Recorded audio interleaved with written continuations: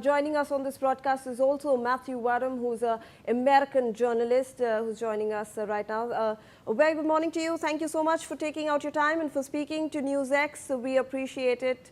Matthew, if I can get this first reaction and observation to this second assassination bid, if we may call so, on US President Donald Trump within a span of 2 years. I think it's actually the third because there was the guy on the golf course who was recently convicted. But you know, in any event, yeah, a lot of people have been trying to kill President Trump.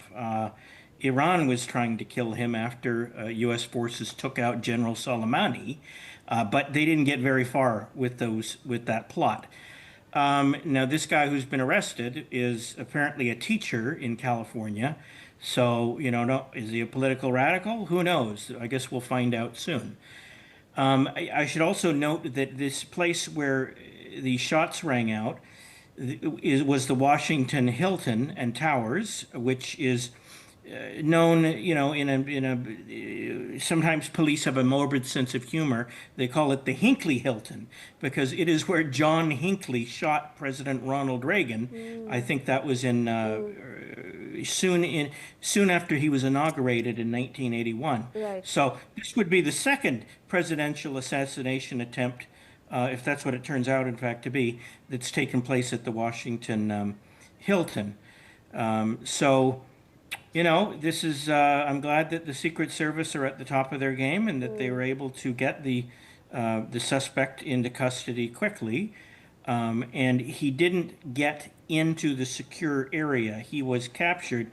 All of this gunplay took place outside the secure area before he could go through the magnetometer, the metal detectors. So. And they're going to reschedule the dinner. You've probably said that already in your coverage.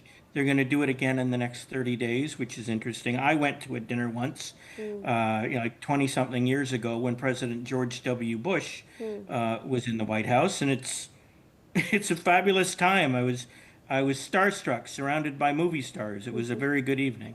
Absolutely. And in fact, US President Donald Trump in his press briefing also stated that he was going to make a lot of statements, a lot of bold, courageous statements, but now he'll have to tone it down for the next meet.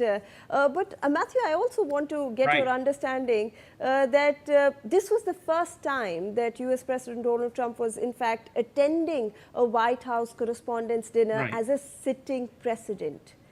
That's right. He attended one some years ago when Barack Obama was president, and Barack Obama singled him out and belittled him during the dinner and said, Donald Trump, you will never be president. And that's supposedly one of the things that made Donald Trump decide that he definitely wanted to run for president. So it didn't work out too well for President Obama. But this is, yes, the first time that Donald Trump has attended the White House Correspondents' Dinner as president.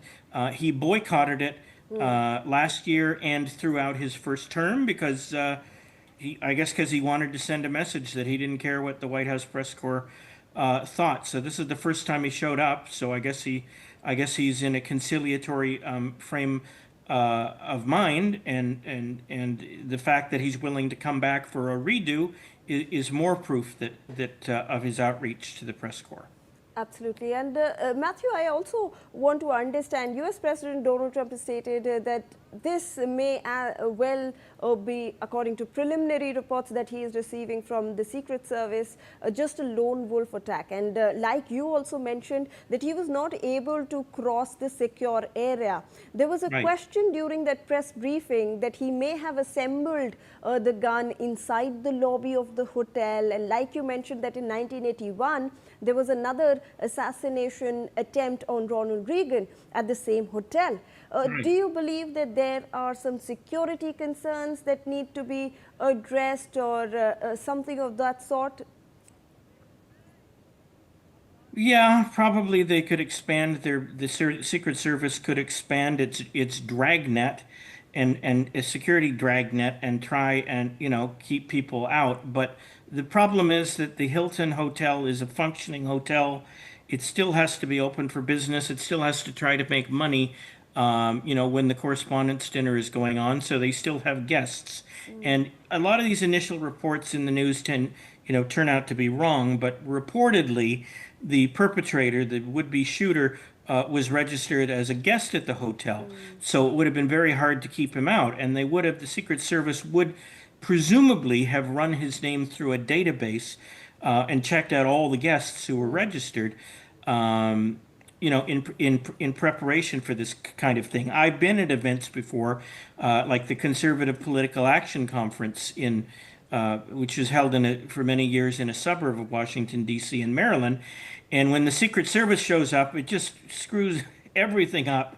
It shuts everything down. You can't leave the building. You can't go into the building. It's kind of an oppressive environment, actually. And I'm surprised that they didn't have that kind of a lockdown at the Hilton tonight.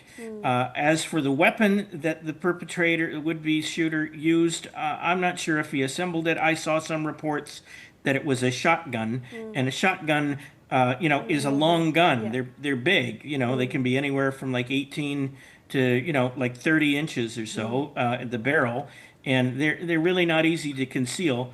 It's possible that he brought it in, not assembled, but it's still, even in pieces, it's still pretty big, right? This is why most, murderers, muggers and whatever, and street criminals use handguns because they're easily concealed. If you're just going to go up to somebody and shoot them point blank, a shotgun doesn't make a lot of sense because presumably it's going to be easier for security personnel to disarm the person and to see it coming because it's such a large handheld weapon. Absolutely. And before I let you go, Matthew, I also want to understand one last thing. US President Donald Trump has stated that, assassination attempts, if he was in fact the target, will keep happening because he's making great changes to America over here. But if he, like you said, if he has a more conciliatory, approach now towards such events that he had earlier boycotted, do you believe that now they should be held in much more secure areas?